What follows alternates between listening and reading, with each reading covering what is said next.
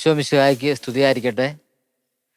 Shekinah പ്രേക്ഷകർക്ക് വേണ്ടി ഈ പ്രോഗ്രാമിൽ കൂടി ഒരു വൈദികനെ നിങ്ങൾ പരിചയപ്പെടുത്തുകയാണ്. പ്രിയ ബഹുമാനപ്പെട്ട ജോസഫ് ഓണാട്ട്. അദ്ദേഹം ഇൻസെക്ഷൻ സഭാംഗമാണ്. ഇപ്പോൾ അച്ഛൻ പത്തനംതിട്ട ജില്ലയിൽ എലന്തൂർ പൂക്കോട് എന്ന സ്ഥലത്ത് ഇൻസെക്ഷൻ ഹൗസിൽ ശുശ്രൂഷ ചെയ്യുന്നു. അച്ഛാ, ഈശോമിശിഹായ്ക്ക് സ്തുതിയായിരിക്കട്ടെ. ഇപ്പോഴും സ്തുതിയായിരിക്കട്ടെ. അച്ഛനെ ഈ ഷെക്കിൻ്റെ പ്രേക്ഷകർക്ക് വേണ്ടി ഈ ശുശ്രൂഷയിലേക്ക് സ്വാഗതം ചെയ്യുകയാണ്. അച്ഛൻ്റെ ചില വ്യത്യസ്തമായ നിലപാടുകളും വ്യത്യസ്തമായ ചിന്താഗതികളും അച്ഛൻ്റെ ദൈവങ്ങളെക്കുറിച്ചും ഈ ശുശ്രൂഷ ഷെക്കിൻ്റെ പ്രേക്ഷകർക്ക് വേണ്ടി ഒന്ന് പറഞ്ഞു കൊടുക്കാനായിട്ട് അച്ഛനെ ക്ഷണിക്കുകയാണ്. അച്ഛനെ തന്നെ ഒന്ന് പരിചയപ്പെടുത്താമോ? ഞാൻ father Joseph Onatt V C വിൻസെൻഷൻസ് ബാങ്കാണ്. ഞാൻ ഇവിടെ പത്തനംതിട്ട ജില്ലയിൽ പൂക്കോടുള്ള ഒരു ഓൾഡ് ഏജ് ഹോമിലാണ്. അവിടെ കുറച്ച് അപ്പച്ചന്മാരുണ്ട്. അവർക്ക് വേണ്ടിയിട്ടുള്ള ശുശ്രൂഷകളൊക്കെ ചെയ്ത് ഇങ്ങനെ സേവനം ചെയ്തു പോരുന്നു. അച്ഛൻ്റെ ദൈവവിളിയെ പറ്റി ചില കാര്യങ്ങൾ കേൾക്കുവാനിടയായി. അതാണ് ശരിക്കും പറഞ്ഞാൽ ഞങ്ങൾ ഇപ്പോൾ അച്ഛനെ തേടിയെത്താൻ കാരണം. അച്ഛന് ആ ദൈവവിളിയിലേക്ക് പോകുന്നതിന് മുമ്പ് അച്ഛൻ്റെ പൂർവ്വകാലം, അതായത് അച്ഛൻ്റെ ഒരു ഫാമിലി ചുറ്റുപാടിനെ പറ്റി ഒന്ന് പറയാമോ? ഞാൻ ആലപ്പുഴയിലുള്ള കുട്ടനാട് ചമ്പക്കുളം ഇടവകാംഗമാണ്. ചാച്ചനുണ്ട്, അമ്മയുണ്ട്. ചാച്ചൻ എക്സ് മിലിറ്ററിയാണ്, അമ്മ ഹൗസ് വൈഫാണ്. ഒരു ചേച്ചിയുണ്ട്, ആൾ വിവാഹിതയാണ്, 2 മക്കളുണ്ട്. അനിയനുണ്ട്, ആളും വിവാഹിതനാണ്, ഒരു കുഞ്ഞുണ്ട്. ഞാനോ 10ാം ക്ലാസ്സും കഴിഞ്ഞു, +2 പഠിച്ചു. അതെല്ലാം ചമ്പക്കുളത്തായിരുന്നു. അതിനുശേഷം പിന്നെ BSc നഴ്സിംഗ് ചേർന്നു. അത് Chethipuzha saint Thomas college of നഴ്സിംഗിലായിരുന്നു. അതിനുശേഷമാണ് ഞാൻ ഈ ദൈവവിളിയിലേക്ക് കടന്നു വരുന്നത്. വൈദികനാകാൻ വേണ്ടി സെമിനാരിയിൽ ചേരുന്നു. നഴ്സിംഗ് എന്ന് പറഞ്ഞാൽ അച്ഛൻ നഴ്സിംഗ് പഠനം കഴിഞ്ഞിട്ട് ജോലിയിൽ പ്രവേശിച്ചായിരുന്നു അല്ലേ? ആ, നഴ്സിംഗ് പഠനം തീർന്നു. ആ സമയങ്ങളിലൊക്കെ ഇൻറ്റേൺഷിപ്പ് ചെയ്യണമായിരുന്നു കേരളത്തിൽ BSc നഴ്സിങ്ങിന്. അപ്പോൾ ആ ഇൻറ്റേൺഷിപ്പും കഴിഞ്ഞു. അത് കഴിഞ്ഞിട്ടൊരു ബ്രേക്ക് കിട്ടിയപ്പം ഒരു ധ്യാനം കൂടി ഞാൻ എൻ്റെ ദൈവവിളി ഡിസേൺ ചെയ്ത്. അച്ഛന് ഈ നഴ്സിംഗ് ഫീൽഡിൽ നിന്ന് പെട്ടെന്ന് ഈ ഒരു പൗരോഹിത്യ ശുശ്രൂഷയിലേക്ക് വരാനായിട്ട് ഇടയായ, അല്ലെങ്കിൽ അങ്ങനെ ഒരു കാര്യം അച്ഛൻ നേരത്തെ ചിന്തിക്കുന്നുണ്ടായിരുന്നു ഈ ജോലി ചെയ്യുന്ന സമയത്തും പഠനകാലത്തും ഒക്കെ? അതായത് ഞാൻ അത്യാവശ്യം നല്ല രീതിയിൽ പ്രാർത്ഥിക്കുന്ന ഒരു കുടുംബത്തിൽ നിന്നാണ് വരുന്നത്. ചാച്ചനും നല്ല രീതിയിൽ പ്രാർത്ഥിക്കും, അമ്മയും പ്രാർത്ഥിക്കും. പ്രാർത്ഥനയുടെ കാര്യത്തിൽ നല്ല നിർബന്ധ ബുദ്ധിയുള്ള ഒരു കുടുംബമാണ്. രാവിലെ സപ്രയും വൈകുന്നേരം റംശയും ജപമാലയും കരണക്കൊന്തയും അങ്ങനെ എല്ലാം ചെല്ലുന്ന ഒരു കുടുംബമാണ്.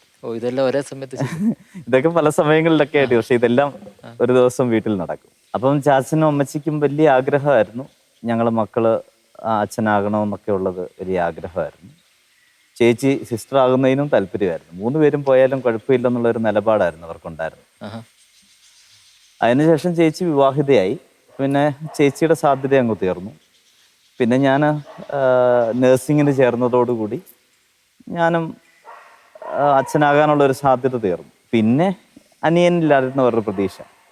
10ാം ക്ലാസ് കഴിഞ്ഞപ്പം അവനും അങ്ങനത്തെ ഒരു ലൈനിലേക്ക് തിരിഞ്ഞില്ല. അവൻ നേരെ +2 ചേർന്നു, അങ്ങോട്ട് പോയി. അവൻ അതിനെക്കുറിച്ചൊരു താല്പര്യവും പറയുന്നില്ല. ഇപ്പം എൻ്റെ മനസ്സിൽ 10ാം ക്ലാസ് ഒക്കെ ആകുന്നിടം വരെ എനിക്ക് നല്ല ആഗ്രഹമായിരുന്നു അച്ഛനാകാൻ പോകണമെന്നുള്ളത്. ചില സമയങ്ങളിൽ ആഗ്രഹത്തോടുകൂടെ ദേവാലയങ്ങളിൽ പോവുകയും മുടങ്ങാതെ 50 നോമ്പ് 25 നോമ്പൊക്കെ പോവുകയൊക്കെ ചെയ്യായിരുന്നു. ചില സമയങ്ങളിൽ വീട്ടിൽ നിർബന്ധിച്ച് പള്ളിയിൽ വിടുമായിരുന്നു. ഈ സമയത്തൊക്കെ അച്ഛനാകണമെന്നുള്ളത് വലിയ ആഗ്രഹമായിരുന്നു. എനിക്കും ഉണ്ടായിരുന്നു, വീട്ടുകാർക്കും ഉണ്ടായിരുന്നു. പക്ഷെ 10ാം ക്ലാസ്സിലോട്ടൊക്കെ കയറിയപ്പം തൊട്ട് ഈ ആഗ്രഹം അങ്ങ് പതുക്കെ നഷ്ടമായി തുടങ്ങി. എന്നാലും ഞാൻ ഈ വൊക്കേഷൻ ക്യാമ്പ്, ദൈവവിളി ക്യാമ്പിന് ഒക്കെ ഇടവകയെന്ന് വികാരിയച്ഛന്മാർ നിർബന്ധിച്ചല്ല, ആളുകളെ ആഗ്രഹിച്ച് വിടുമല്ലോ. അങ്ങനെ തിരഞ്ഞെടുക്കപ്പെട്ട് ചമ്പക്കുളത്തുനിന്ന് ഞാൻ മാത്രമേ ആ വർഷം പോയി സെലക്ഷനൊക്കെ കിട്ടി. എവിടെയായിരുന്നു പോയത്? എവിടെയായിരുന്നു? Kurichi minor seminary. സെലക്ഷൻ കിട്ടിയായിരുന്നു, രൂപതയ്ക്ക് വേണ്ടി സെലക്ഷൻ കിട്ടി. പക്ഷെ എന്തുകൊണ്ടോ അന്നത് മറിച്ച് ചിന്തിക്കാൻ തോന്നിയിരുന്നു. എനിക്ക് ഇപ്പോഴും ഓർക്കുന്നുണ്ട്, ഈ സെലക്ഷൻ കിട്ടിക്കഴിഞ്ഞപ്പോഴൊക്കെ തന്നെ ഞാൻ പള്ളിയിൽ പോയിരുന്നു, അവിടുത്തെ ചാപ്പലിൽ പോയിരുന്നു, കുറച്ചു നേരം കരഞ്ഞായിരുന്നു.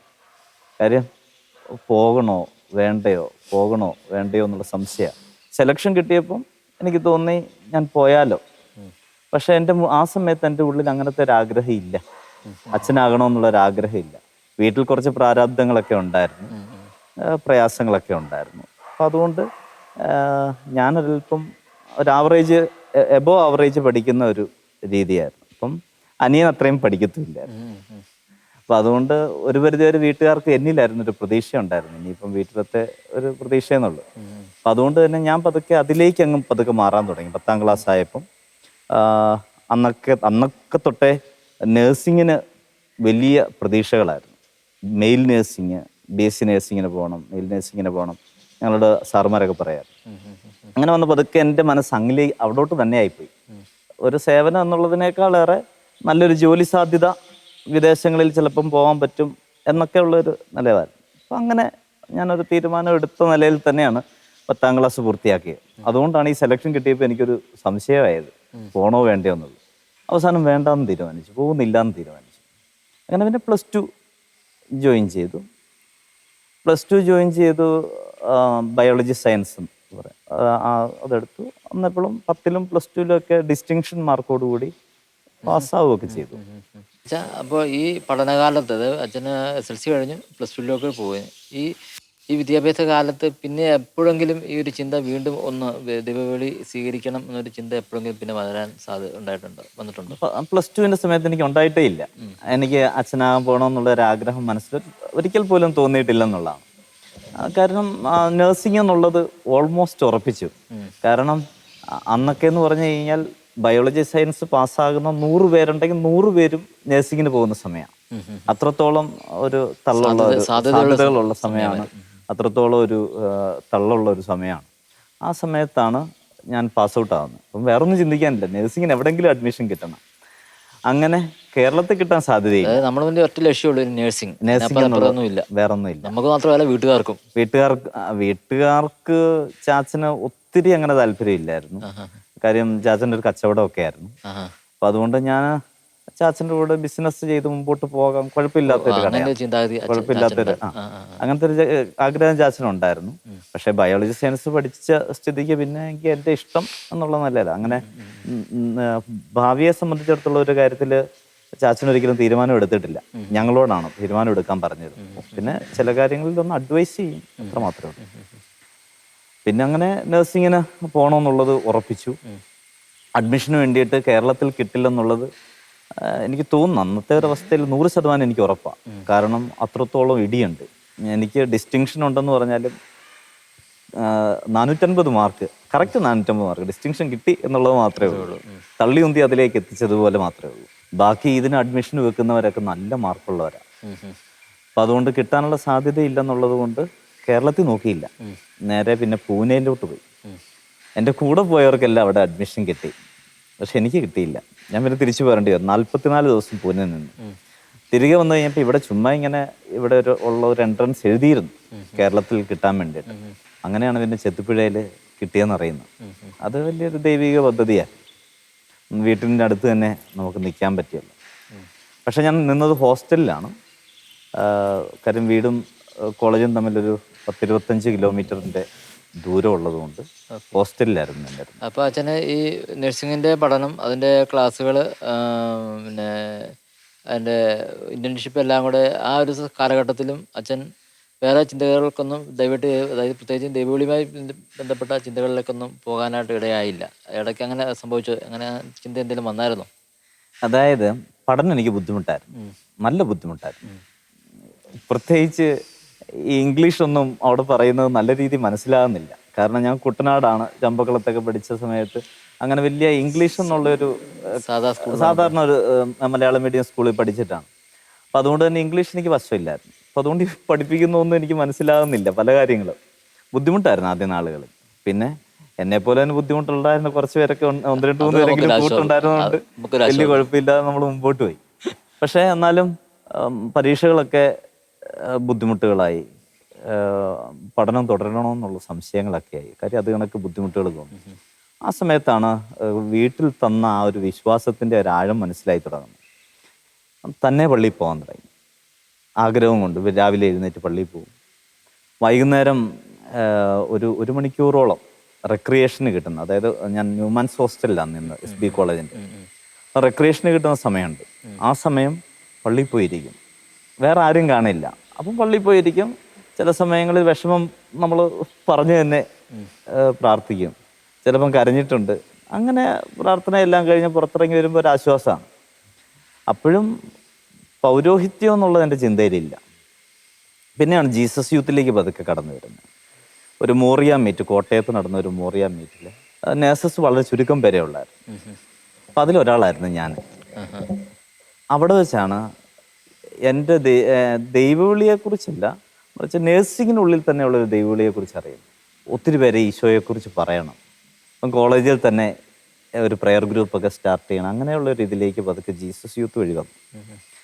പിന്നെ ജീസസ് യൂത്തിൻ്റെ പ്രോഗ്രാമുകൾക്ക് പങ്കെടുക്കാൻ തുടങ്ങി. അങ്ങനെ തൃക്കാക്കരയിൽ നടന്ന സൗത്ത് ഏഷ്യൻ കോൺഫറൻസ് എന്ന് പറഞ്ഞൊരു കോൺഫറൻസിൽ ചെന്ന് കഴിഞ്ഞപ്പം അവിടെ പുരോഹിതർ ചെയ്യുന്ന ചില ശുശ്രൂഷകളുണ്ട്. അത് അൽമായർക്ക് ചെയ്യാൻ പറ്റുന്നില്ല. ശരിയാണ്, ജീസസ് യൂത്ത് ഒത്തിരി ശുശ്രൂഷകൾ ചെയ്യുന്നുണ്ട്. പക്ഷെ അവിടെ പുരോഹിതർ ചെയ്യുന്ന ശുശ്രൂഷ അത് ഈ യൂത്തിന് ചെയ്യാൻ പറ്റുന്നില്ല. അപ്പം അങ്ങനെ വന്നു കഴിഞ്ഞപ്പം ഞാൻ ചിന്തിക്കാൻ തുടങ്ങി, ദൈവമേ, അന്ന് നീ വിളിച്ചപ്പോൾ ഞാൻ അങ്ങ് പോയിരുന്നെങ്കിൽ എന്നുള്ള ചിന്തയിലേക്കൊക്കെ വരാൻ തുടങ്ങി. ഒരു പുരോഹിതനായാലോ എന്നുള്ള ചിന്ത വീണ്ടും 10ാം ക്ലാസ്സിന് ശേഷം എൻ്റെ മനസ്സിൽ ആദ്യമായിട്ട് തോന്നുന്ന അവിടെ തോന്നൽ മാത്രമാണ്. ആഗ്രഹവും ശക്തമായി. അവിടെ ഇങ്ങനെ ഞാൻ ഒരു ദിവസം രാത്രിക്ക് മാത്രമാണ് പോയത്. പരീക്ഷ നടന്നുകൊണ്ടിരിക്കുന്ന സമയം. അപ്പം അതുകൊണ്ട് ഇത് കൂടണമെന്നുള്ള തീവ്രമായിട്ടുള്ള ആഗ്രഹം കൊണ്ട് ഒറ്റ ദിവസത്തേക്കാണ് പോയത്. ട്രെയിൻ കയറി അവിടെ ചെന്ന് ഇറങ്ങി ഇത് കാണുന്നു. ഇത് കാണുമ്പോൾ അവിടെ നടക്കുന്ന അച്ഛന്മാർ ആരാധനയൊക്കെ എനിക്ക് ഒത്തിരി അനുഭവമായിരുന്നു. പിന്നെ റെക്സ് ബാൻഡിൻ്റെ മ്യൂസിക്, ഇതെല്ലാം കണ്ടു കഴിഞ്ഞപ്പം എനിക്കൊരു വൈദികനാണെന്നൊരു ആഗ്രഹം തോന്നി. അപ്പം എന്നെ ജീസസ് യൂത്തിൽ സഹായിക്കുന്ന എൽഡേഴ്സായിട്ടുള്ള നേഴ്സസ് തന്നെയുണ്ട്. അതിലൊരു ചേച്ചിയോട് ഞാൻ ഈ കാര്യം പങ്കുവെച്ചു. ഞാൻ പറഞ്ഞു, നീ ചുമ്മാ എസ്കേപ്പിസം നടത്തുന്നതാണ്, നേഴ്സിങ്ങിൽ നിന്ന് എസ്കേപ്പ് ആകാൻ വേണ്ടിയിട്ട് നീ ചെയ്യുന്ന കാര്യമാണ്, ഇതൊരു വലിയൊരു വിളിയാണ്, ഇത് നല്ലൊരു പ്രൊഫഷനല്ലേ എന്നെല്ലാം ആൾ പറഞ്ഞു തന്നു. അത് പറഞ്ഞു കഴിഞ്ഞപ്പം ഞാൻ ആളെ ഒത്തിരി റെസ്പെക്റ്റ് ചെയ്യുന്ന ഒരാളാണ്. അത് മാത്രമല്ല, എന്നെ ഒത്തിരി സഹായിക്കുന്ന ആളുമാണ്. അപ്പം അതുകൊണ്ട് ഞാനത് സ്വീകരിച്ചു. അങ്ങനെ ആ ആഗ്രഹം വീണ്ടും മുളയിൽ തന്നെ നുള്ളി അങ്ങ് മാറ്റി വെച്ചു. പിന്നെ ഇത് തേർഡ് ഇയർ വെച്ചാണ് നടക്കുന്നത്. പിന്നെ ആ ചിന്ത ഉണ്ടായിട്ടില്ല എനിക്ക്. പിന്നെ മുമ്പോട്ട് പോയി 4th ഇയർ കഴിഞ്ഞു. പിന്നെ ഇന്റേൺഷിപ്പ് ചെയ്തു. അത് ചെത്തിപ്പുഴയിൽ 6 മാസവും പിന്നെ 6 മാസം ആലപ്പുഴ സഹൃദയ ഹോസ്പിറ്റലിലുമാണ്. അതെല്ലാം നോർമലായിട്ട് തന്നെ പോയി. അതിനിടയ്ക്ക് ഒരിക്കലും ആഗ്രഹം തോന്നിയില്ല. പിന്നെ അങ്ങനെ നഴ്സിംഗ് ഇന്റേൺഷിപ്പും എല്ലാം പൂർത്തിയാക്കി അത് തീർന്നു. അച്ഛൻ്റെ ഒരു ധ്യാനം കൂടി ഒരു അനുഭവം ഞാൻ ഇങ്ങനെ കേട്ടിട്ടുണ്ട്.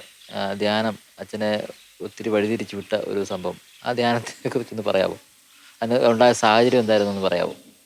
ധ്യാനം കൂടാനുള്ള ഒരു കാരണമെന്ന് പറയുന്നത്, ഒന്ന് ചേച്ചി ഡിവൈനിൽ പോയി കഴിഞ്ഞപ്പോൾ ചേച്ചിക്ക് കൗൺസിലിംഗ് കൊടുത്ത ആളിങ്ങനെ പറഞ്ഞായിരുന്നു, ഒരു ധ്യാനം കൂടിയാൽ നല്ലതെന്ന്. അപ്പോൾ എനിക്കൊരാഗ്രഹം ഉണ്ടായിരുന്നു കൂടണമെന്നുള്ളത്. പക്ഷെ എന്നാലും ഞാനത് വലിയ സീരിയസ് ആയിട്ട് എടുത്തിരുന്നില്ല. പക്ഷേ ഇന്റേൺഷിപ്പും കഴിഞ്ഞു. അപ്പം എല്ലാവരുടെയും ഉള്ളിലുള്ള ഒരു ചോദ്യമാണ്, ഇനിയിപ്പോൾ എന്തിലേക്കാണ്? ഒന്നുകിൽ ജോലി തുടരണോ, അതോ തുടർന്ന് പഠിക്കണോ, അതായത് ജോലി തുടരണമെങ്കിൽ എവിടെ ചെയ്യണം എന്നുള്ളതൊക്കെ. ആ സമയത്ത് എനിക്കൊരു 3 ഓപ്ഷനുകളാണ് ഉണ്ടായിരുന്നു. ഒന്നെന്ന് പറയുന്നത്, അന്ന് 23 വയസ്സേ ആയുള്ളൂ. പക്ഷെ അന്ന് തന്നെ എനിക്ക് 1-2 വിവാഹാലോചനകളൊക്കെ വന്നായിരുന്നു. പുറത്തു നിന്നുള്ള, പുറത്ത് സെറ്റിലാകാൻ പറ്റും. അന്നൊക്കെ എന്ന് പറഞ്ഞാൽ ഈ IELTS ഒക്കെ വലിയ ഇതായിട്ടില്ല. വിവാഹം കഴിച്ച് കഴിഞ്ഞാൽ അതിൻ്റെ കൂടെ അങ്ങ് പോകാമെന്നുള്ളായിരുന്നു, പോകാമെന്നുള്ള നിലയിലുണ്ട്. അതെനിക്ക് 1-2 ഇങ്ങനെ വന്നായിരുന്നു. അന്നേരം തന്നെ വന്നു. അപ്പം പക്ഷേ അതിനകത്ത് അത് മുമ്പോട്ട് പോയില്ല. പക്ഷെ അതിങ്ങനെ വന്നു, 1-2 ഇങ്ങനെ വന്നിരിക്കുന്നു.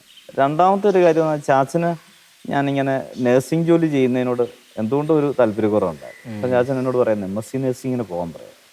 എനിക്ക് എൻ്റെ ഒരു അവസ്ഥ, ഞാനൊരു ആവറേജ് സ്റ്റുഡൻ്റ് ആയിട്ട് മുമ്പോട്ട് പോയതുകൊണ്ട് തന്നെ, അതെ ഇത് പൂർത്തീകരിച്ച് തന്നെ എനിക്ക് അറിയാം. ഞാൻ അത്ര ഇതല്ലായിരുന്നു, ഒരു ആവറേജ് സ്റ്റുഡൻ്റ് ആയിട്ടാണ് പൂർത്തീകരിച്ചത്. അപ്പം പിന്നെ MSc എന്നൊക്കെ പറയുന്നത് ബുദ്ധിമുട്ടാണ്, അഡ്മിഷൻ കിട്ടാനും പഠിച്ചു തീർക്കാനും ബുദ്ധിമുട്ടാണ്. അപ്പം അതുകൊണ്ട് അതും ഇങ്ങനെ മനസ്സിൽ നിൽക്കുന്നുണ്ട്. മൂന്നാമത്തെ ഒരു കാര്യം, എനിക്ക് വേറെ എവിടെയെങ്കിലും ഒരു ജോലി ചെയ്ത് അങ്ങ് പോകണം. അതാണ് എൻ്റെ മനസ്സിലുള്ളൊരു പ്ലാൻ. പക്ഷേ ഇങ്ങനെ ഒരു 3 കാര്യങ്ങൾ കിടക്കുന്നത് കൊണ്ട് എന്ത് വേണമെന്നുള്ളതൊന്ന് തീരുമാനിക്കണം. അതിനാണ് സത്യം പറഞ്ഞാൽ ധ്യാനം കൂടാൻ പോകുന്നത്. ധ്യാനം കൂടാൻ 1-2-3 സ്ഥലങ്ങളിൽ അന്വേഷിച്ച് എവിടെയും കിട്ടാഞ്ഞിട്ട് എൻ്റെ ഒരു ചേട്ടൻ തന്നെയാണ് ചെത്തിമറ്റം എന്ന് പറഞ്ഞ സ്ഥലം, പാലായിൽ, അവിടെ ഒരു ധ്യാന കേന്ദ്രത്തിൽ ഒഴിവുണ്ടെന്ന് പറഞ്ഞു. കരിന്തോളിലച്ഛൻ MCBSൻ്റെ ജോർജ് കരിന്തോളിലച്ഛൻ നയിക്കുന്ന ധ്യാനം. എനിക്ക് അച്ഛനെയോ ഈ ധ്യാനകേന്ദ്രത്തെയോ ഒട്ടും പരിചയമില്ല. പക്ഷെ ഇയാൾ പറഞ്ഞതിൻ്റെ പേരിൽ ഞാൻ അവിടെ ചെല്ലുകയാണ്. അവിടെ ചെല്ലുമ്പോൾ എൻ്റെ കൂടെ നഴ്സിംഗ് പഠിച്ച ഒരു സഹോദരനും അതുപോലെ എൻ്റെ കൂടെ +2 വരെ എൻ്റെ കൂടെ പഠിച്ച എൻ്റെ ഒരു കൂട്ടുകാരൻ, ഇവർ രണ്ടുപേരും നേഴ്സുമാരാണ്. കാരണം ഞങ്ങൾ 3 നേഴ്സുമാർ കൂടിയാണ് അവിടെ ധ്യാനം കൂടാൻ വേണ്ടിയിട്ട് ചെല്ലുന്നത്. അപ്പം ധ്യാനം കൂടുന്ന സമയത്ത് കരിന്തോളിലച്ഛൻ ആദ്യം വന്ന ഇൻട്രഡക്ടറി ടോക്കിൽ പറഞ്ഞു, നിങ്ങൾ എന്താണ് ഈ ധ്യാനം കൊണ്ട് ഉദ്ദേശിക്കുന്നതെന്നുള്ള എഴുതി ബക്കറ്റിലിടണം. ഇപ്പോഴും ഓർമ്മയുണ്ട് ഞാൻ എഴുതിയത് എന്താണ്, to get a concrete idea about my future. എൻ്റെ ഭാവിയെക്കുറിച്ച് ഒരു വ്യക്തമായിട്ടുള്ള ഒരു കാര്യം എനിക്ക് കിട്ടണം. അപ്പോൾ ഈ 3 ഓപ്ഷനുകളാണ് എൻ്റെ മനസ്സിലുള്ളത്. 3 കാര്യങ്ങളുണ്ട്. ഇതിലേതാന്നുള്ളത് അറിയണം. അതിൽ കവിഞ്ഞ് മറ്റൊന്നില്ല. അങ്ങനെ ധ്യാനം മുൻപോട്ട് പോയി. ചൊവ്വാഴ്ച ദിവസമായി. ചൊവ്വാഴ്ചയാണ് കുമ്പസാരത്തിൻ്റെ ദിവസം. ഞായറാഴ്ച തുടങ്ങി, ചൊവ്വാഴ്ച കുമ്പസാരം. അപ്പം കുമ്പസാരം കഴിഞ്ഞ സമയത്ത് ഞാൻ അവിടുത്തെ മദറിനോട് പരിചയപ്പെട്ടിരുന്നു. അതിനു മുൻപ് മദറിനോട് പറഞ്ഞു, മദറെ എനിക്ക് ഒരു നല്ല കൗൺസിലിംഗ് കിട്ടിയാൽ കൊള്ളാവുന്നുണ്ട്. കാരണം ഞാൻ വന്നതിൻ്റെ ഉദ്ദേശം എന്ന് പറയുന്നത് എനിക്കൊരു തീരുമാനം എടുക്കാനാണ്. അതൊരു കൗൺസിലിംഗ് വഴി ഒരു തീരുമാനം എടുക്കാം എന്നുള്ള നിലയിലാണ്. അപ്പം മദർ പറഞ്ഞു, ഞാൻ മോനെ വിളിക്കാം എന്നുള്ള നിലയിൽ പറഞ്ഞു. ഈ മദർ ഈ ധ്യാന ടീമിലില്ല. മദറിനെ ചെന്നതിന് ശേഷം പരിചയപ്പെട്ടതാണ്. പക്ഷെ മദർ വലിയ താമസം കൂടാതെ തന്നെ എന്നോട് പറഞ്ഞു ഇങ്ങ് പോരാൻ പറഞ്ഞു. അങ്ങനത്തെ അവിടുന്ന് ഒരു സിസ്റ്റർ ഇങ്ങനെ സഞ്ചിയും തൂക്കി വരുന്നുണ്ട്. എവിടെ യാത്ര കഴിഞ്ഞ് തിരികെ വരുവാണ്. ആ സിസ്റ്ററിൻ്റെ അടുത്തോട്ട് പൊക്കോളാൻ പറഞ്ഞു. മദർ പറഞ്ഞിട്ടാണെന്ന് പറഞ്ഞാൽ മതിയെന്ന് പറഞ്ഞു. ഞാൻ ഈ സിസ്റ്ററിൻ്റെ അടുത്ത് എന്ന് പറഞ്ഞു, സിസ്റ്റർ കൗൺസിലിങ്ങിനായെന്ന് പറഞ്ഞു. സിസ്റ്റർ വരുന്ന വഴിയാണ്.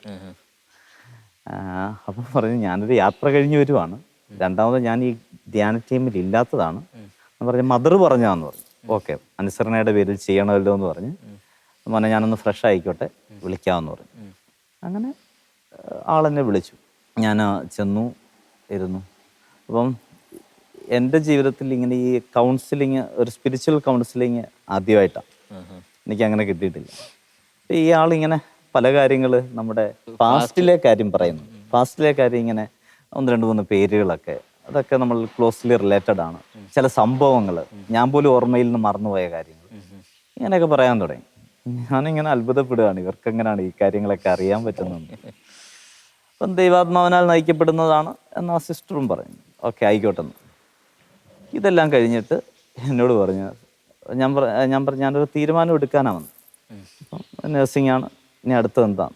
അപ്പോൾ ആളെന്നോട് പറഞ്ഞു, ഇപ്പം ചെയ്തുകൊണ്ടിരിക്കുന്ന പ്രൊഫഷൻ ഉപേക്ഷിക്കാൻ ദൈവം ആവശ്യപ്പെടുന്നുണ്ട്. എനിക്കൊട്ടും വിശ്വസിക്കാൻ പറ്റുന്നില്ല. കാര്യം ഒരു 4 ലക്ഷം രൂപയ്ക്ക് അടുത്ത് ലോൺ ആണ് പഠിച്ചത്. അത് പിന്നെ വീട്ടുകാർക്കൊരു ബാധ്യതയാണ് ഞാൻ പോയി കഴിഞ്ഞാൽ. അതാണ് എൻ്റെ മനസ്സിൽ ആദ്യം തോന്നിയ ഒരിത്. അപ്പോൾ അതുകൊണ്ട് ഞാൻ പറഞ്ഞ സിസ്റ്റർ, ഇത് നടക്കുന്ന കാര്യമല്ല. കാര്യം അത് ഉപേക്ഷിക്കാൻ പറ്റത്തില്ല.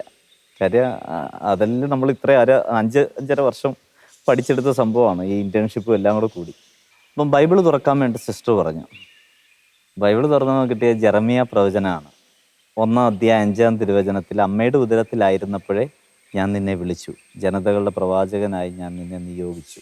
ആ ഒരു വചനമാണ് കിട്ടുന്നത്. അപ്പോൾ നമുക്ക് ചോദിച്ചു, മോന് വല്ലതും മനസ്സിലായോ എന്ന് ചോദിച്ചു. അപ്പം ഞാൻ പറഞ്ഞ്, എൻ്റെ ദൈവമേ, എന്നെ ഞാനാക്കി മാറ്റിയത് ജീസസ് യൂത്ത് ആയിരുന്നു. പക്ഷേ ഈ അവസാന നാളുകളിൽ, ഇൻറ്റേൺഷിപ്പൊക്കെ അവസാന നാളുകളിൽ തിരക്കും കാര്യങ്ങളും ഒക്കെ ആയിട്ട് ഈ ജീസസ് യൂത്തിൽ ഞാൻ പാടെ മാറിയായിരുന്നു. ഒരു 6 മാസത്തോളം ഞാൻ മാറി നിൽക്കുകയായിരുന്നു. അവസാനം ഇവർ ഫോൺ വിളിച്ചാൽ പോലും ഒക്കെ എടുക്കാത്ത അവസ്ഥ വരെ പോലും ആയി. കാര്യം എനിക്ക് തിരക്കുകളും മറ്റു ചില സാഹചര്യങ്ങളും ഉണ്ട്. അപ്പോൾ ഞാൻ വിചാരിച്ചു, സിസ്റ്ററെ, ഞാൻ ജീസസ് യൂത്തിലുണ്ടായിരുന്നു. അപ്പോൾ അത് വിട്ട് കളഞ്ഞുകൊണ്ട് കർത്താവ് ഓർമ്മപ്പെടുത്തുന്നതായിരിക്കും.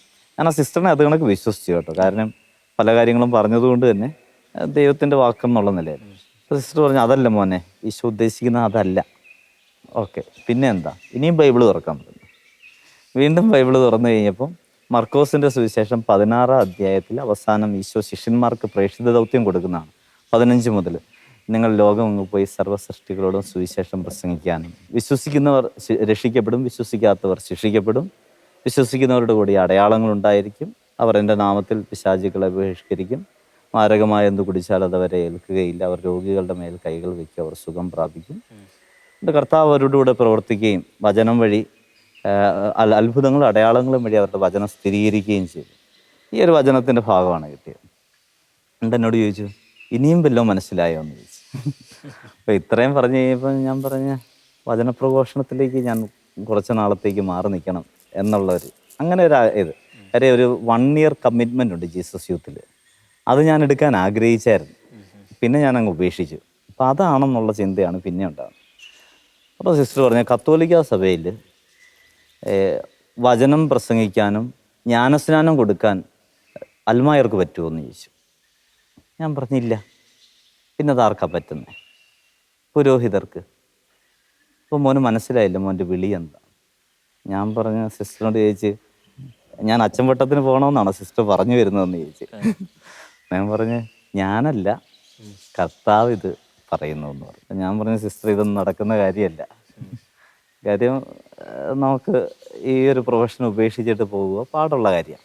കാരണം സാമ്പത്തികമാണ് എൻ്റെ മെയിൻ ആയിട്ടുള്ള ഒരു സംഭവം. കാര്യം ഇത്രയും തുക ബാധ്യത വരുത്തിയിട്ട് പോയി കഴിയുമ്പോൾ നാട്ടുകാരും വീട്ടുകാരും നമ്മളെ പരിഹസിക്കും, നമ്മളെ നിന്ദിക്കും. അതൊരു പേടി പോലെയാണ് മനസ്സിൽ കിടക്കുന്നത്. അപ്പം ഞാൻ പറഞ്ഞു ദയവ് ചെയ്ത് ഇങ്ങനെയുള്ള കാര്യം മാത്രം പറയരുതെന്ന്. എന്നെ മോന് വിശ്വാസം കാണത്തില്ലായിരിക്കും, പക്ഷെ ധ്യാനിപ്പിക്കുന്ന അച്ഛനെ വിശ്വാസമാണോ എന്ന് ചോദിച്ചു.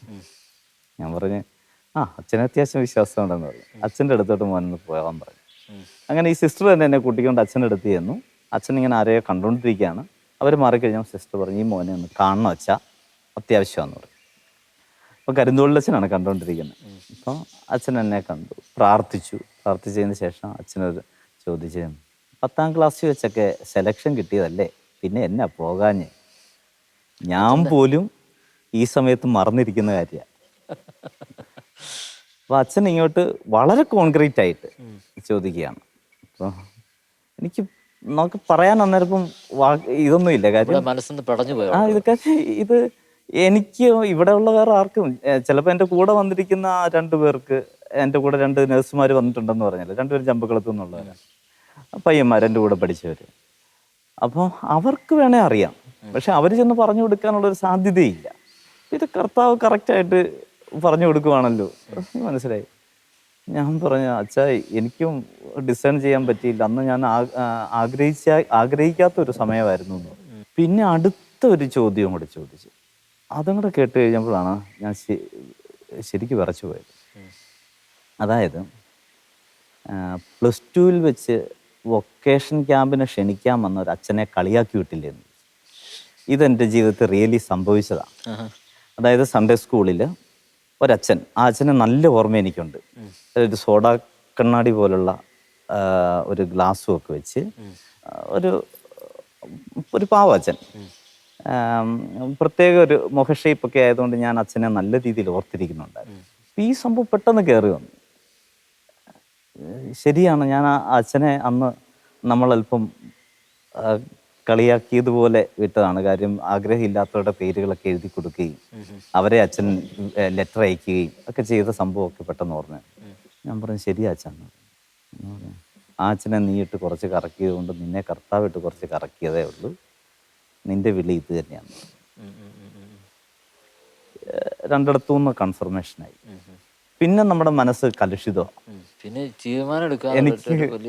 എനിക്ക് വേറൊരു വഴിയില്ലാത്ത രീതിയിൽ ചെന്ന് അടച്ചു നിൽക്കുകയാണ്, എങ്ങോട്ടും പോകാനില്ല, ഇത് മാത്രം എന്നുള്ള നിലയിലേക്ക് ഞാനായി.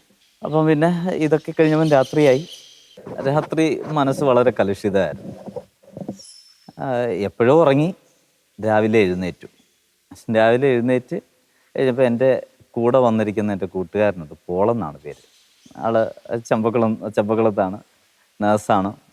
അവൻ പഠിച്ചത് ബാംഗ്ലൂരൊക്കെയാണ്.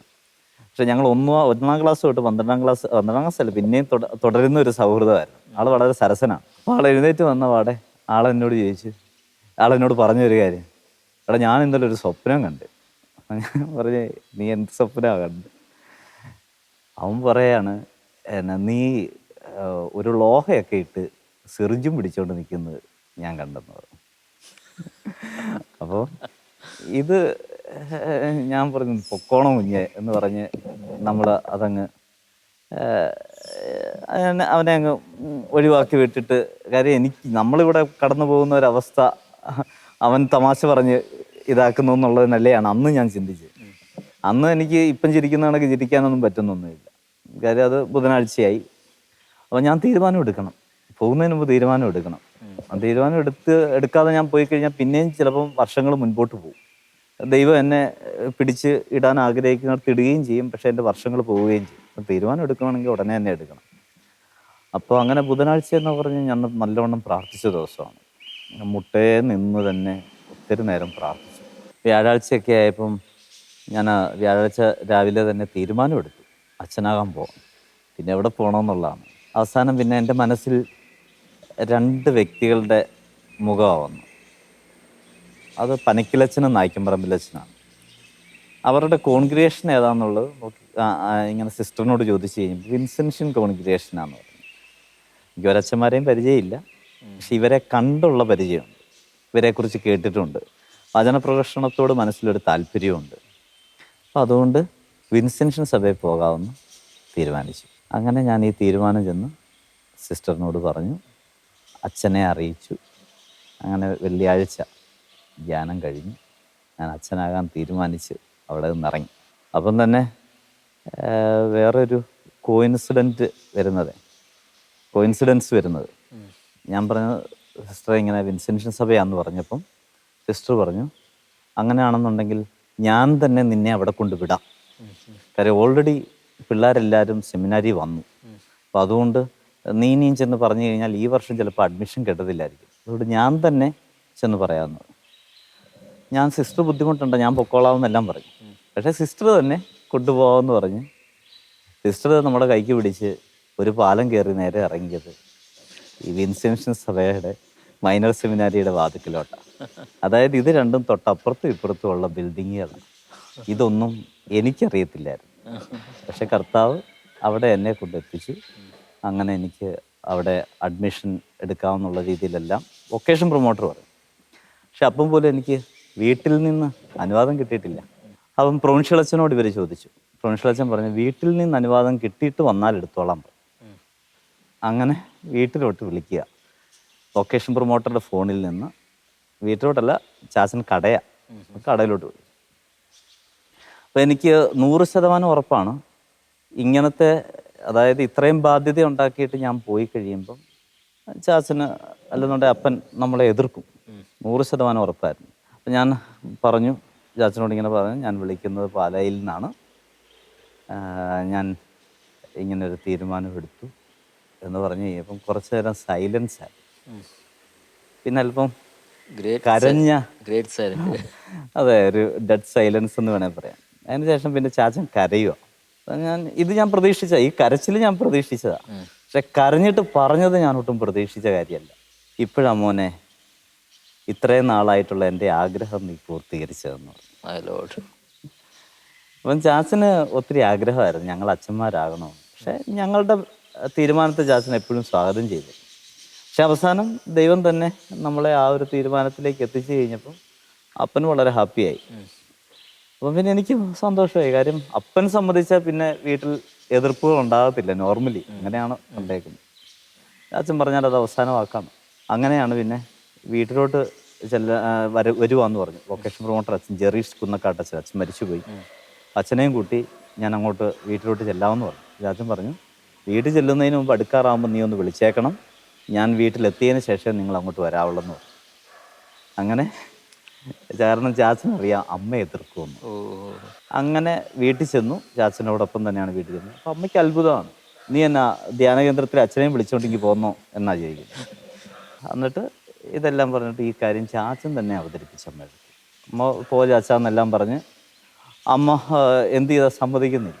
പിന്നെ കരച്ചിലായി, ഭയങ്കര ഇതായി. ഞാൻ ഉറച്ചു നിൽക്കുന്നതെന്ന് പറഞ്ഞപ്പോൾ അമ്മച്ചിക്ക് ഭയങ്കര വിഷമായി. കാരണം അമ്മമാർക്കൊരു പ്രതീക്ഷയുണ്ടല്ലോ, ഇനിയും വീട്ടിലത്തെ പ്രാരാബ്ദങ്ങളൊക്കെ മാറും ഇവനൊന്ന് വന്നു കഴിഞ്ഞാൽ. അത് അമ്മയ്ക്ക് വലിയ പ്രതീക്ഷയായിരുന്നു. പക്ഷെ അമ്മ പ്രതീക്ഷയ്ക്കൊക്കെ വിഭിന്നമായിട്ട് ധ്യാനം കൂടി നന്നായിട്ട് വരുമെന്ന് വിചാരിച്ചോ പയ്യൻ നേരെ ഓപ്പോസിറ്റ് ആയിട്ടാണ് വരുന്നത്. ശരിയാ, തീരുമാനം നല്ലതൊക്കെയാണ്, പക്ഷെ അമ്മയുടെ കാഴ്ചപ്പാടിൽ അതൊരിക്കലും അംഗീകരിക്കാൻ പറ്റുന്നില്ല. അപ്പോൾ അമ്മ ഭയങ്കരമായിട്ട് കരയാൻ തുടങ്ങി. അപ്പോൾ അന്ന് തന്നെ വിദേശത്തേക്ക് പോകുന്ന ഒരു അങ്കിളുണ്ടായിരുന്നു. അപ്പോൾ അങ്കിളിനെ ഞാൻ അപ്പം തന്നെ അറിയിച്ചു, അപ്പം നീ ഇവിടെ വരണം, അത്യാവശ്യമായിട്ട് വരണമെന്ന് പറഞ്ഞു. അപ്പം ഞാൻ അവിടെ ചെന്നപ്പോൾ അങ്കിളിനൊക്കെ ഭയങ്കര വിഷമമാണ്. ആ വിഷമത്തിൽ അവർ ദേഷ്യപ്പെടുകയാണ്. കാരണം ഞങ്ങളുടെ വീട്ടിലല്പം പ്രാരാബ്ധമൊക്കെ അന്നും നല്ല രീതിയിലുണ്ടായിരുന്നു. അപ്പം ഞാൻ മൂലം വീട് രക്ഷപ്പെടുമെന്നുള്ളത് അവർക്ക് വലിയൊരു പ്രതീക്ഷയായിരുന്നു. അപ്പം എൻ്റെ അങ്കിൾ എന്നോട് ചോദിച്ചതാണ്, നീ എൻ്റെ പെങ്ങളെ കണ്ണീര് കുടിപ്പിക്കുമല്ലേ എന്ന് ചോദിച്ചു. അപ്പോൾ അത് വിഷമം കൊണ്ട് ചോദിച്ചാൽ, അതുകൊണ്ട് ഞങ്ങളോടുള്ള സ്നേഹം കൊണ്ട് ചോദിച്ച ഒരു കാര്യം. പക്ഷെ എന്നാലും പോകാൻ നേരത്ത് ഒത്തിരി സന്തോഷത്തോടു കൂടി തന്നെ അവസാനം ആളെന്നെ യാത്രയാക്കി. അങ്ങനെ പിന്നെ ബാക്കിയുള്ളവരെല്ലാവരും തന്നെ, എൻ്റെ ബന്ധുക്കളെല്ലാവരും തന്നെ, അവർക്കത് അത്ഭുതമായിരുന്നു. പക്ഷേ അവരെല്ലാവരും അംഗീകരിച്ചു. പക്ഷെ എൻ്റെ കൂടെയുള്ള കൂട്ടുകാരൊക്കെ, എൻ്റെ കൂടെ പഠിച്ചവരൊക്കെ പറഞ്ഞു, എടാ ഇതൊരിക്കലും നടക്കുന്ന കാര്യമല്ല, നീ പോയതുപോലെ തന്നെ തിരിച്ചിങ്ങി വരും എന്നുള്ള നിലയിലും എല്ലാം പറഞ്ഞു. എങ്കിലും ഒരാളുടെ ദൈവാനുഭവം എന്ന് പറയുന്നത് അയാളുടെ ഒരു പേഴ്സണൽ മാറ്ററാണല്ലോ. ഞാനിപ്പം പോലും ഇത് പറഞ്ഞു കഴിയുമ്പോൾ ആർക്കും അത് വ്യക്തമായിട്ട് മനസ്സിലാകത്തില്ല നമ്മളെങ്ങനെയാണ് ആ നാളുകളിൽ കടന്നുപോയൊരവസ്ഥ എന്നുള്ളത്. അപ്പം അതുപോലെ തന്നെ ആർക്കും മനസ്സിലായില്ല യഥാർത്ഥത്തിൽ എന്താണ് സംഭവിച്ചെന്നുള്ളത്. പക്ഷെ ഇന്നിപ്പം പിന്തിരിഞ്ഞ് നോക്കുമ്പോൾ ദൈവം ഇത്രയോളം നടത്തി അങ്ങനെ ഭംഗിയായിട്ട് പോകുന്നുണ്ട്. ഓക്കെ, അച്ഛൻ്റെ ഈ ശരിക്കും പറഞ്ഞാൽ ഇപ്പോൾ അച്ഛൻ പൗരോഹിത്യത്തിൽ തുടരുമ്പോൾ അച്ഛൻ്റെ അന്നെടുത്ത തീരുമാനങ്ങളെല്ലാം കറക്റ്റ് ആകുന്നു, അല്ലെങ്കിൽ അതായിരുന്നു ശരി എന്നിപ്പോൾ അച്ഛൻ തോന്നുന്നുണ്ടോ?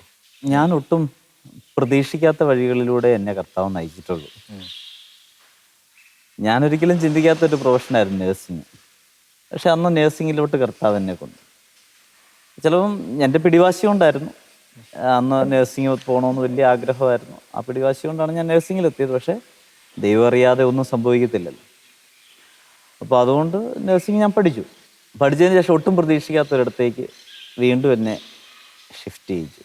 അപ്പോഴും എനിക്ക് മനസ്സിലാകുന്നില്ല ദൈവം എങ്ങനെയാണ് എന്നെ കൊണ്ടുപോകുന്നത്. പക്ഷേ ഈ 10 വർഷം ഫോർമേഷൻ കാലഘട്ടം ദൈവം നല്ലവണ്ണം വഴി നടത്തി. ആ സമയങ്ങളിലൊക്കെ എനിക്ക് വചനപ്രഘോഷണം എന്നുള്ളത് വലിയൊരാഗ്രഹമായിരുന്നു. പക്ഷേ എനിക്ക് ആദ്യം കിട്ടിയ അപ്പോയിൻമെൻറ്റ് ഒരു മൈനർ സെമിനാരി വൈസ് റെക്ടർ എന്നുള്ള നിലയിൽ. അത് 2 വർഷം അവിടെ നിന്നു. അതിനുശേഷം പിന്നെ ഒരു വചനപ്രഘോഷണ രംഗത്ത് തന്നെ ഒരു ധ്യാന കേന്ദ്രത്തിലായിരുന്നു 1 വർഷം. അതിനുശേഷം വീണ്ടും ഒരു ഓൾഡ് ഏജ് ഹോമിലേക്ക് കൊണ്ടുവന്നിരിക്കുന്നു. ഇപ്പോഴത്തെ തീരുമാനം എനിക്ക് ഭയങ്കര വിഷമമാണ്. ദൈവം എന്തിനാണ് എന്നെ ഇങ്ങോട്ട് കൊണ്ടുവന്നത് എനിക്കറിയത്തില്ല. കാരണം പുള്ളി അവിടെ മേളിലിരുന്ന് എന്തൊക്കെ ഡിസൈനുകൾ വരച്ചുകൊണ്ടിരിക്കുകയാണ്. നമ്മൾ അതിനനുസരിച്ച് ഇങ്ങനെ ആടിക്കൊണ്ടിരിക്കുന്നു. അച്ഛാ, ഞാൻ അച്ഛൻ്റെ ഈ സ്റ്റോറി കേൾക്കുമ്പോൾ എൻ്റെ മനസ്സിൽ വന്ന 1-2 ചിന്തകൾ ഇതാണ്.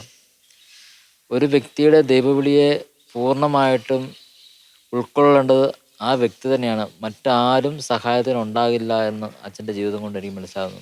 അത് എത്രത്തോളം ശരിയാണ് ആ കാര്യം? ആൾക്കൂട്ടത്തിൽ തനിയെ എന്ന് പറയുന്ന ഒരു സംഭവമുണ്ട്. ചില സമയങ്ങളിലൊക്കെ കർത്താവ് അങ്ങനെ തന്നെ നമ്മളെ നയിക്കുമെന്ന് എനിക്ക് തോന്നുന്നു. കാരണം എൻ്റെ ജീവിതത്തിൽ എടുത്ത തീരുമാനങ്ങൾ, നഴ്സിംഗ് തീരുമാനം എടുത്തപ്പോഴും ഞാൻ തനിച്ചാണ് തീരുമാനം എടുത്തത്. എൻ്റെ നിർബന്ധമായിരുന്നു. അതിനുശേഷം സെമിനാരി പോകുമ്പോഴും ആ തീരുമാനത്തിൽ ഞാൻ മാത്രമായിരുന്നു നിന്നിരുന്നത്. അത് കണക്ക് തന്നെ എനിക്ക് തോന്നുന്നത് ദൈവം ഇങ്ങനെ വല്ലാണ്ട് നമ്മുടെ ജീവിതത്തിൽ ഇടപെട്ട് കളയും. അച്ഛാ, അച്ഛൻ്റെ ഈ ദൈവവിളി അനുഭവങ്ങൾ, അച്ഛൻ്റെ ജീവിതാനുഭവങ്ങൾ കേട്ടപ്പോൾ മറ്റൊരു കാര്യം ഞാൻ ചിന്തിച്ചത് ഇതാണ്. അച്ഛനിലുണ്ടായിരുന്ന ദൈവവിളി, അത് തീരുമാനമെടുക്കേണ്ടത് അച്ഛൻ തന്നെയായിരുന്നു. എങ്കിൽ തന്നെ ആ തീരുമാനത്തിൽ എത്തിക്കുവാൻ ഒരു കൂട്ടം ആൾക്കാർ അച്ഛൻ്റെ പിന്നിൽ അച്ഛന് സഹായം ആവശ്യമായിട്ട് വന്നിരുന്നു. ഇന്ന് ഈ കാലഘട്ടത്തിൽ നമ്മുടെ യുവജനങ്ങൾ, അല്ലെങ്കിൽ ഒരു പറ്റം ബഹുഭൂരിപക്ഷം, ഇല്ലെന്നല്ല, ബഹുഭൂരിപക്ഷം യുവജനങ്ങളും ഈ ലോകത്തിൻ്റെ വഴികളിൽ പോകുമ്പോൾ യഥാർത്ഥമായ അവരുടെ വിളിയെ കണ്ടെത്താൻ പറ്റാതെ വരികയും ദൈവോന്മുഖമല്ലാതെ ലോകത്തിൻ്റെ വഴിയിൽ സഞ്ചരിക്കുകയും ചെയ്യുന്നത് ശരിയായ ഒരു ആത്മീയ ബലം അല്ലെങ്കിൽ ആത്മീയ നേതൃത്വം അവർക്ക് ലഭിക്കാതെ വരുന്നതുകൊണ്ടാണ്, അല്ലെങ്കിൽ മറ്റൊരു തരത്തിൽ പറഞ്ഞാൽ അന്വേഷിക്കാതെ വരുന്നതുകൊണ്ടല്ലേ അങ്ങനെ സംഭവിക്കുന്നത്? അച്ഛൻ്റെ കാഴ്ചപ്പാടിൽ അത് അങ്ങനെ പറയാൻ പറ്റുന്നുണ്ട്. അതായത് എൻ്റെ ഈ ഒരു ദൈവവിളിയുടെ കാര്യത്തിൽ എന്നെ ഒരു സാക്ഷികളുടെ നിര തന്നെ എന്നെ സഹായിച്ചിട്ടുണ്ട്. നമ്മൾ ഹെബ്രായ ലേഖനം 12:1 പറയുന്ന പോലെ സാക്ഷികളുടെ ഒരു നിര തന്നെ നമ്മുടെ ചുറ്റുപാടുമുണ്ട്. എന്നെ ആ സിസ്റ്റർ സഹായിച്ചു, വൈദികൻ സഹായിച്ചു, എൻ്റെ കൂട്ടുകാരൻ അവൻ്റെ സ്വപ്നത്തിലൂടെ അവൻ പറഞ്ഞു, പിന്നെ എന്നെ ഞാനെടുത്ത തീരുമാനത്തെ ബഹുമാനിച്ച എൻ്റെ ചാച്ചൻ, ഇവരുടെ ഒരു നിര തന്നെ എന്നെ സഹായിച്ചിട്ടുണ്ട്. അപ്പം ഇതുപോലെ തന്നെ എല്ലാ ദൈവവിളികളിലും അങ്ങനെ ഉണ്ടാവണമെന്നില്ല. കാര്യം എൻ്റെ ഒരു യുണീക്ക് ദൈവവിളിയാണ്. യോനായെ പോലെ ഒളിച്ചോടി ഒളിച്ചോടി ഒളിച്ചോടി പോയ എന്നെ വീണ്ടും തിരികെ കൊണ്ടുവന്ന ഒരു വിളിയായിരുന്നു. പക്ഷെ ഇന്നത്തെ ഒരു യുവതലമുറയ്ക്ക് എനിക്ക് തോന്നുന്നു ദൈവവിളികൾ കുറഞ്ഞു വരുവാണ്. അത് സിസ്റ്റേഴ്സിൽ സന്യസ്ത ദൈവവിളിയിലാണെങ്കിലും അല്ലാതെ വൈദിക ദൈവവിളിയിലാണെങ്കിലും കുറഞ്ഞു വരുന്ന ഒരു കാലഘട്ടമാണ്. ഈ ദൈവവിളി ഡിസേൺ ചെയ്യാൻ വേണ്ടിയിട്ട് ഒരു വ്യക്തിയെ സഹായിക്കേണ്ട ഒരു പ്രധാനപ്പെട്ട ഒരു കാര്യം എന്ന് പറഞ്ഞാൽ ദൈവത്തോടും ദൈവജനത്തോടും ഉള്ള ഒരു സ്നേഹം തന്നെയാണ്. അങ്ങനെ നല്ല രീതിയിൽ സ്നേഹിക്കുന്ന ഒരു വ്യക്തിക്ക് തീർച്ചയായിട്ടും അവരുടെ ഒരു ദൈവവിളി അതേതാണെങ്കിലും, അത് കുടുംബജീവിതത്തിലേക്കാണെങ്കിലും സന്യാസ ജീവിതത്തിലേക്കാണെങ്കിലും വൈദിക വിളിയിലേക്കാണെങ്കിലും ദൈവം അത് വെളിപ്പെടുത്തി കൊടുക്കും. ശരിക്കും പറഞ്ഞാൽ എല്ലാവരും ഒരു ഗൈഡൻസ് ആവശ്യമാണ്. ഗൈഡൻസ് തീർച്ചയായിട്ടും നല്ല. കാരണം ഞാൻ ധ്യാനകേന്ദ്രത്തിലായിരുന്നപ്പം ഞാൻ മനസ്സിലാക്കിയ ഒരു കാര്യം എന്ന് പറയുന്നത് ഏറ്റവും കൂടുതൽ മാനസാന്തരങ്ങൾ ഉണ്ടാകുന്ന യുവജനങ്ങളിലാണ്. കാരണം മുതിർന്നവരൊക്കെ വരും, കണ്ടു കേട്ട് അവരങ്ങ് പോകും. പക്ഷെ നമ്മളൊരല്പം സ്നേഹത്തോടെ അവരോട് സംസാരിച്ച് കഴിയുമ്പം അവർ നമ്മിലൂടെ ദൈവത്തെ ഒത്തിരി സ്നേഹിക്കും. എത്ര പേരാണ് നമ്മുടെ കൂടെ ഇരുന്ന് കഴിയുമ്പോൾ നമ്മളോട് ചില കാര്യങ്ങളൊക്കെ ഷെയർ ചെയ്ത് അവർ കരയുന്നത് കണ്ടിട്ടുണ്ട്. അത് യുവജനങ്ങളിലാണ്. ഞാൻ കുമ്പസാരക്കൂട്ടിൽ വന്ന് കൂടുതലും കരഞ്ഞിരിക്കുന്ന യുവജനങ്ങളാണ്. സങ്കടം പറയുന്ന അമ്മമാരൊക്കെ ഉണ്ട്, പക്ഷേ എങ്കിൽ പോലും യുവജനങ്ങളാണ് അവരുടെ ജീവിതത്തിലെ ചില വീഴ്ചകളും കാര്യങ്ങളും ഒക്കെ പറഞ്ഞിട്ട് അവരൊന്ന് കരയുന്നു. ഈ കരയുമ്പോൾ സാരമില്ല, ഈശോ കൂടെയുണ്ട്, ഈശോ നിങ്ങളെ സഹായിക്കുന്നുണ്ട് എന്ന് പറഞ്ഞു കഴിയുമ്പം പിന്നെ അപ്പുറത്തൊരു പൊട്ടിക്കരച്ചിലായിരിക്കും. അത് കാണുമ്പോഴാണ് ഒരു വൈദിക ജീവിതത്തിൻ്റെ ഒരു സന്തോഷമൊക്കെ വരുന്നത്. സത്യം പറഞ്ഞാൽ യുവജനങ്ങൾക്ക് ഗൈഡൻസ് കിട്ടിയാൽ സഭ വേറൊരു ലെവലിലേക്ക് മാറും. അതിലേക്ക് അതിനെ പറ്റിയ പാസ്റ്റേഴ്സ് ഉണ്ടാവുന്നുണ്ട്, തീർച്ചയായിട്ടും ഉണ്ട്. പക്ഷെ അതിലേക്ക് എത്തിപ്പെടാൻ വേണ്ടിയിട്ട് ഇന്ന് യുവജനങ്ങൾക്ക് പറ്റുന്നില്ല. യുവജനങ്ങൾക്ക് ചിലപ്പം പറ്റിയ പാസ്റ്റേഴ്സിനെ കണ്ടെത്താൻ പറ്റുന്നില്ല, അല്ലെ പാസ്റ്റേഴ്സിന് ഈ യുവജനങ്ങളുടെ അടുക്കൽ എത്തിച്ചേരാൻ വേണ്ടിയിട്ട് ഈ ആധുനിക ലോകത്ത് വെല്ലുവിളികളുണ്ട്, ഒരു വെല്ലുവിളിയുണ്ട്. ഓക്കെ. ഷെക്കിന പ്രേക്ഷകർക്ക് വേണ്ടി അച്ഛൻ്റെ ജീവിതത്തിൽ കൂടി നൽകിയ വലിയ സന്ദേശം പ്രത്യേകിച്ചും എവിടെയും മറച്ചു വെക്കാൻ കഴിയുന്നതല്ല ദൈവത്തിൻ്റെ പ്രകാശം, ഈശോയുടെ പ്രകാശം എന്നാണ്. കാര്യം പറയുടെ കീഴിൽ വെച്ചാലും ഒരു കാലത്തത് പുറത്തു വരും. അച്ഛൻ്റെ ദൈവവിളി അച്ഛൻ പലപ്പോഴും പറയുടെ കീഴിൽ വെക്കാനും മറച്ചു വെക്കുവാനൊക്കെ ശ്രമിച്ചെങ്കിലും കാലം അത് വെളിച്ചത്ത് കൊണ്ടുവന്നു. ഷെക്കിന പ്രേക്ഷകരിൽ കൂടി ഈ പ്രോഗ്രാം കാണുന്ന എല്ലാ യുവജനങ്ങൾക്കും, പ്രത്യേകിച്ച് എല്ലാ യുവജനങ്ങൾക്കും പ്രേക്ഷകർക്കും അച്ഛൻ്റെ പേരിലും ഷെക്കിനയുടെ പേരിലും പ്രത്യേകം നന്ദി പറയുന്നു. പ്രത്യേകിച്ചും ഈ പ്രോഗ്രാം നിങ്ങളുടെ ഓരോരുത്തരുടെയും ജീവിതത്തിൽ വലിയ മാറ്റങ്ങൾ ഉണ്ടാക്കുമെന്ന് തീർച്ചയാണ്. കാര്യം അച്ഛൻ്റെ ജീവിതത്തിൻ്റെ ആ ഓർമ്മകൾ പങ്കുവച്ചപ്പോൾ പല ഹൃദയങ്ങളും ഈശോയോട് അടുക്കാനും തങ്ങളുടെ തന്നെ ദൈവവിളിയെ തങ്ങളുടെ തന്നെ തീരുമാനങ്ങൾ ഉറപ്പിക്കുവാനും സഹായമായ വിധത്തിൽ ചില തീരുമാനങ്ങൾ എടുക്കാൻ ഉള്ളൊരു പ്രേരണയെങ്കിലും ഉണ്ടായിട്ടുണ്ടാകാം. അച്ഛൻ ചെയ്ത ഈ നിമിഷം വരെ ചെയ്തു തന്ന ഈ ഷെയറിങ്ങിന് ഒത്തിരി നന്ദിയുണ്ട്. ഷെക്കിനയുടെ പ്രേക്ഷകരുടെ പേരിൽ, ഷെക്കിനയുടെ പേരിൽ ഈശോമിശിഹായ്ക്ക് സ്തുതിയായിരിക്കട്ടെ. എപ്പോഴും സ്തുതിയായിരിക്കട്ടെ.